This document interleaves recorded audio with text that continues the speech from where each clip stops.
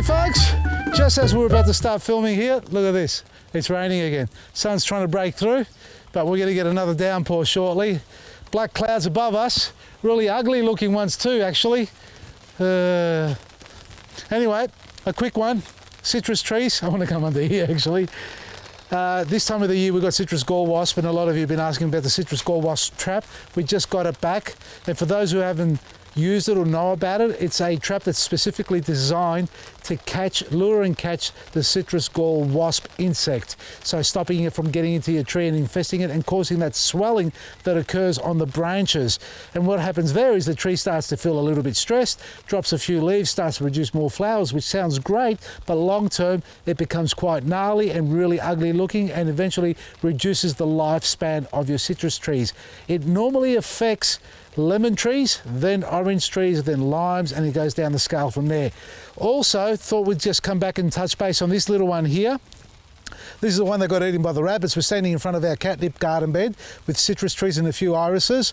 The irises haven't come to flower because we cut them back really hard late because we had a lot of weeds in there. So they're just starting to pop their heads up. We may not get any flowers in this batch here, but nevertheless, we've got a heap of flowers on the other side, which we're enjoying. But have a look at this.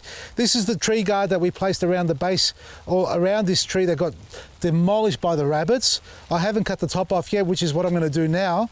You can see the new growth that's coming on there, folks. So we've got plenty of growth establishing. What we're going to do is allow that to grow out properly, at least 3 or 4 inches. Then we're going to thin out the weaker ones, the ones that we don't need.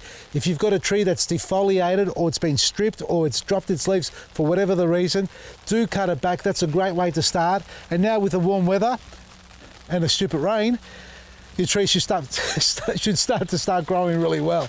Thank you. This is what I need, a bit of shelter. Now, folks, gardening is a must for all of us. We all need to stay in our garden no matter what sort of climatic conditions we're experiencing.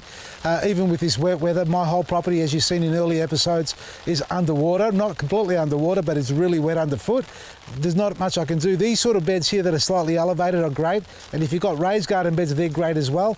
Even though it's raining, when the sun comes out, it really does dry out your garden bed really quick. So if your trees haven't been fed, and I know not everybody has fed their plants at the right time, nevertheless, better late than never. Get out there and give them a feed and take advantage of the water that's coming from the skies, however it arrives, and at least it'll water it down, get it into the soil and help to activate those microbes, which in turn will green up the plants. I did want to show you the other citrus trees. You've got an umbrella, mate. You can go there. I'm okay. I don't melt like sugar like everybody else in the water. Okay, I'm a little bit hard here. Although I don't mind holding an umbrella. There you go. Delicious. So this tree's got a lot of new growth on it. Have a look at this. Come with me. Now we're going to walk together under the umbrella, aren't we? Come on.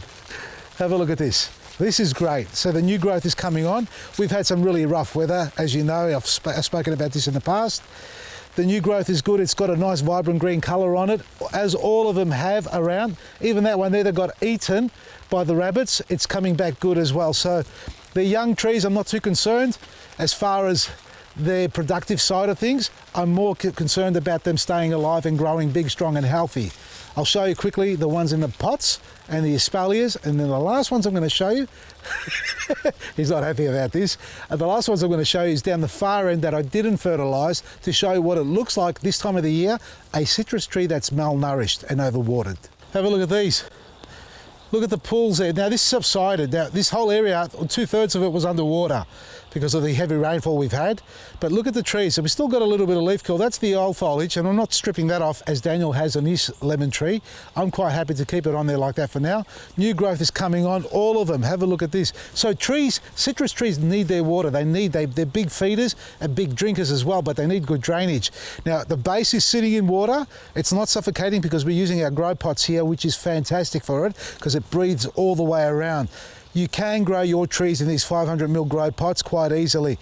I don't think they're going to last more than 10 years in these pots, but then again, if we last the 10 years, that's a God-given blessing for us all. All the trees are doing well here. They've all been fed with our superfood black grit and compost. With all the rain, you may need to top them up again. So every 3 months is a good amount of time, or between the feeding cycles, I should say. So feed your trees if you haven't, and get ready to feed them again. And the espaliers doing really well. Mandarin, full of new growth. This is fantastic. Even though I'm going to end up stripping all this off, let it go first. And if you're spraying your trees with CGWS spray, that's our clay-based spray as a preventative or a shield of barrier against the citrus gall wasp. Don't spray it when the leaves are that young still. It can affect them. It doesn't burn them. Well, in fact, it is a burning effect.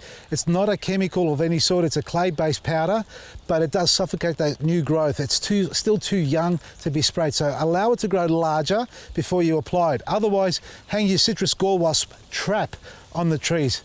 The lime tree's gone nuts and I can't see any flowers on it. So this one, oh yes, there are. It actually has set some fruit on it as well. Not going to get into it, but look at the orange. Nuts. That is completely crazy. And this lemon tree that's always struggled has actually started to show some new growth on it. Don't mind the flowers. I probably will strip those flowers off, but we have got growth up here. These were all fed again with superfood and black grit. Simple, and give it time and it will work. Last ones. Let's go and have a look at them. Bugger me, this is a waterlogged area, folks. This is the low part of the property. You can see how wet it is. I drove in through here with a ride on. Look at the tracks it's left behind there. All these trees are struggling, except for the orange over there and the grapefruit. Those two are doing really well still. The lime, the lemon, the mandarin. That mandarine's not too bad over there, but they all have mostly dropped their leaves because I didn't feed them. That's my bad, and it happens. We're not all experts, well, we like to think we are, but we're not always remembering when to feed everything on time. So even we get it wrong sometimes, folks, but nevertheless, better late than never. And that's what I've done. I top dressed them with some superfood around the base and a little bit of black grit is all these need. And we'll come back in the next few weeks and see how these progress. Hopefully the rain goes away. Anyway, folks, check out our website, vasili'sgarden.com. CGWS and CG traps, the citrus gall wasp traps, are both available online. We've got them discounted, so get your orders in. There's not a lot of them.